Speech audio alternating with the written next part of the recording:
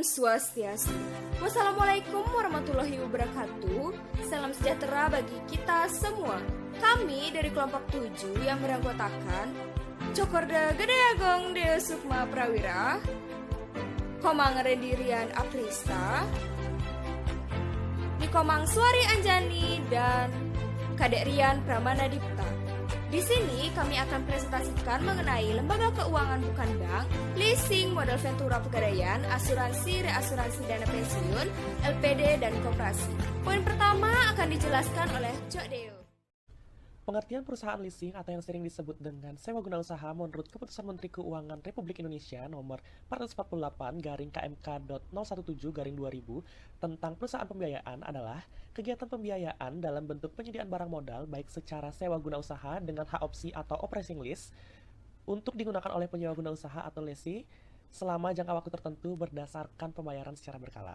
Nah, setelah dari pengertian perusahaan leasing, ada pun beberapa mekanisme dari perusahaan leasing tersebut. Yang pertama, lessee menghubungi supplier terkait barang. Yang kedua, lessee melakukan negosiasi mengenai pembiayaan dengan lessor.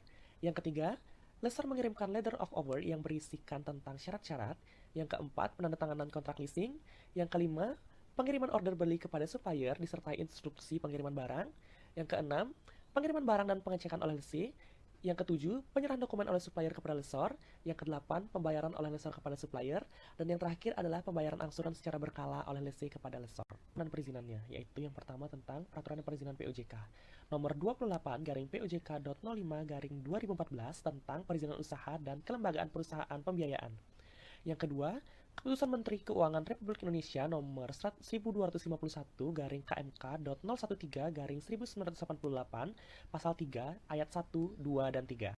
Pengertian dari modal ventura.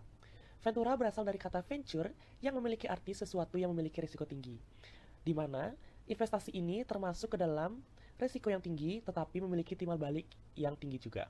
Adapun juga mekanisme dari modal ventura tersebut.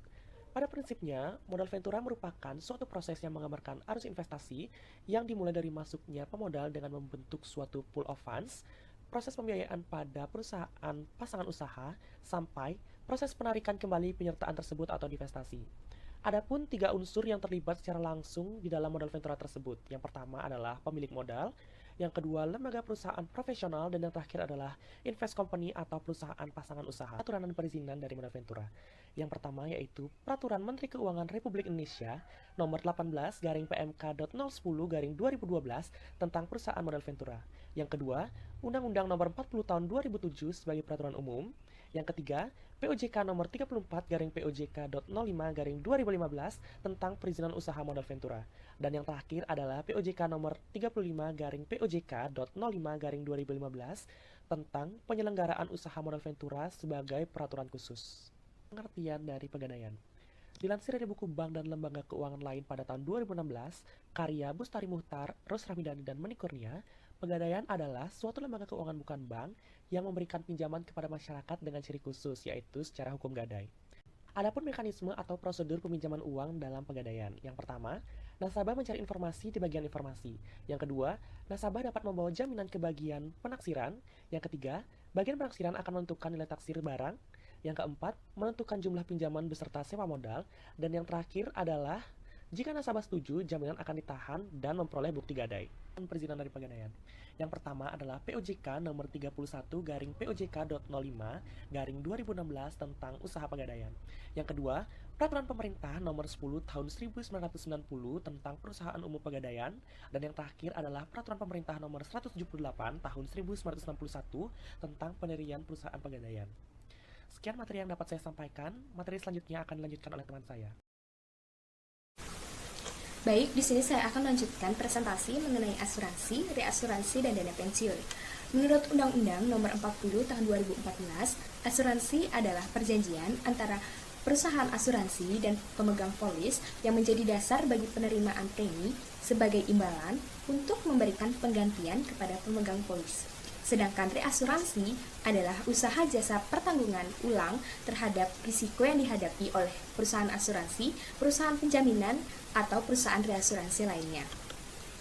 Selanjutnya, pengaturan dan perizinan pendirian usaha asuransi dan reasuransi itu diatur di dalam perundang-undangan sebagai berikut. Pertama, Undang-Undang Nomor 40 Tahun 2014 tentang Perasuransian. Kedua, Undang-Undang Nomor 40 Tahun 1992 tentang Usaha Perasuransian. Ketiga, Peraturan OJK Nomor 67/POJK.05/2016 tentang perizinan usaha dan kelembagaan perusahaan asuransi dan perusahaan reasuransi. Dan keempat, Nomor 223/KMK.017/1993 tentang perizinan perusahaan asuransi dan reasuransi. Istilah di dalam asuransi. Menurut Undang-Undang Nomor 40 Tahun 2014, polis asuransi merupakan surat yang digunakan sebagai bukti bahwa seseorang telah melimpahkan pertanggungannya kepada pihak asuransi, sedangkan premi asuransi merupakan sejumlah uang yang wajib dibayarkan kepada perusahaan asuransi oleh tertanggung untuk polis asuransi mereka. Baik, selanjutnya prinsip kerja asuransi. Terdiri dari 6 prinsip. Pertama, insurable interest, artinya adanya kepentingan tertentu untuk diasuransikan, merupakan hal yang didasarkan hukum untuk mempertanggungan suatu risiko yang berkaitan dengan keuangan. Kedua, utmost good faith, dilandaskan pada asas kejujuran atau itikat baik. Artinya, dalam penetapan setiap suatu kontrak harus didasarkan kepada itikat baik antara penanggung dan tertanggung terkait informasi. Ketiga, indemnity, atau ganti rugi, yang artinya mengendalikan posisi keuangan tertanggung setelah terjadi kerugian seperti pada posisi sebelum terjadi kerugian. Yang keempat, proximate cause, prinsip causal proximal, merupakan suatu sebab akibat yang mengakibatkan terjadinya suatu peristiwa secara berurutan yang diawali dan bekerja dengan aktif dari suatu sumber baru dan independen.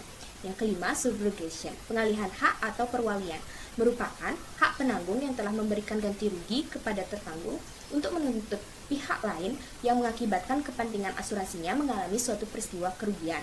Dan yang terakhir, contribution, kontribusi, adalah suatu prinsip di mana penanggung berhak mengajak penanggung-penanggung lain yang memiliki kepentingan sama untuk ikut membayar ganti rugi kepada seseorang tertanggung. Selanjutnya, dana pensiun. Menurut Undang-Undang Nomor 11 Tahun 1992 tentang dana pensiun disebutkan bahwa dana pensiun merupakan badan hukum yang mengelola dan menjanjikan manfaat pensiun.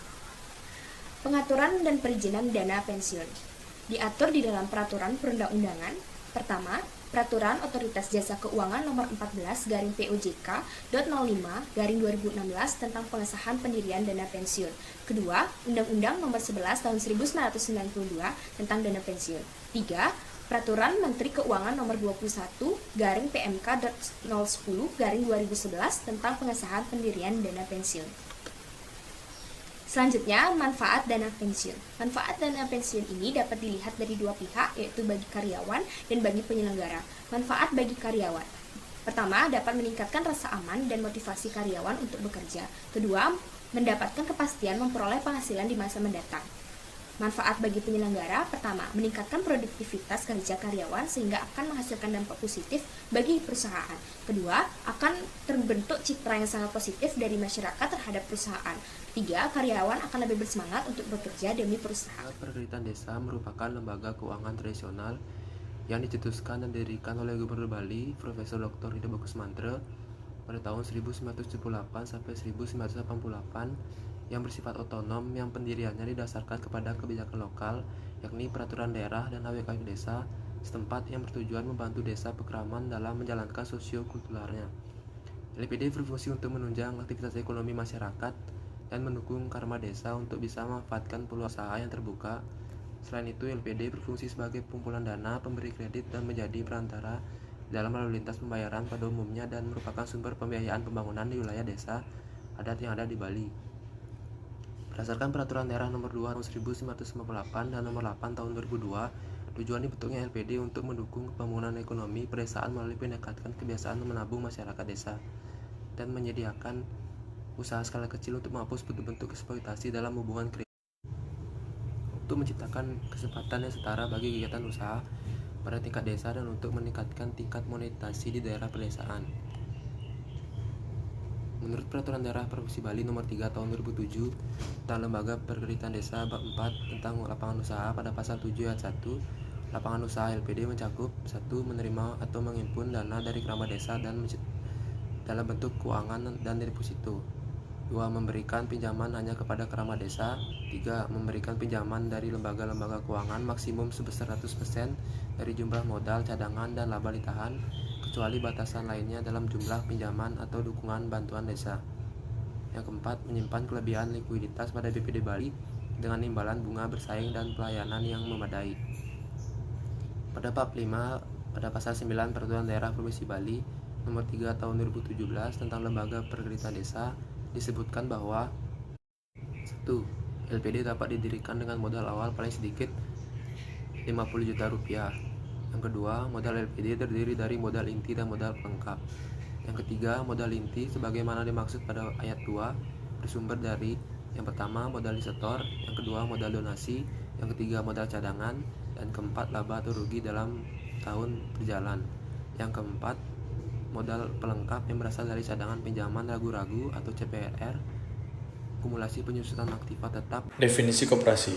Menurut Undang-Undang Nomor 25 Tahun 1992, koperasi adalah badan usaha yang beranggotakan orang seorang atau badan hukum koperasi dengan melandaskan kegiatannya berdasarkan prinsip koperasi dan juga sebagai gerakan ekonomi rakyat yang berlandaskan atas asas kekeluargaan. Fungsi koperasi. Fungsi koperasi menurut Undang-Undang Nomor 25 Pasal 4 Tahun 1992 yaitu memperkukuh perekonomian rakyat, membangun dan mengembangkan potensi masyarakat dalam bidang ekonomi, mewujudkan dan mengembangkan perekonomian nasional, dan memiliki peran aktif dalam meningkatkan kualitas hidup anggota dan masyarakatnya.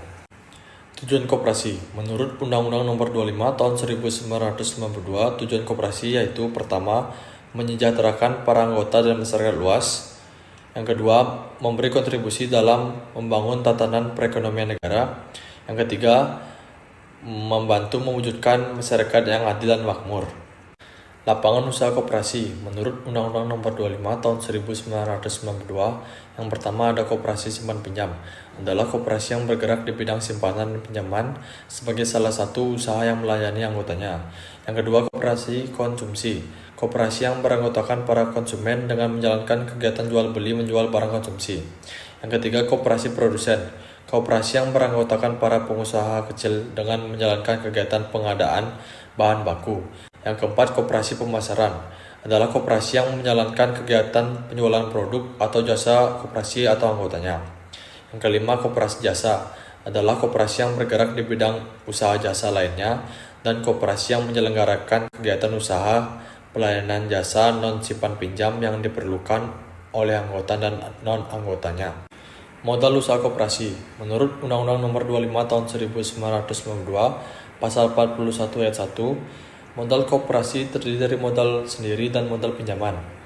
Pasal 41 Ayat 2, modal sendiri dapat berasal dari simpanan pokok, simpanan wajib, dana cadangan, dan hibah. Dan pasal 41 Ayat 3, modal pinjaman dapat berasal dari anggota koperasi lainnya dan atau anggotanya yang didasari dengan perjanjian kerjasama antar koperasi, bank, dan lembaga keuangan lainnya yang dilakukan berdasarkan ketentuan peraturan perundang-undangan yang berlaku, penerbitan obligasi, dan surat utang lainnya yang dilakukan berdasarkan ketentuan peraturan perundang-undangan, dan sumber dana lain yang sah.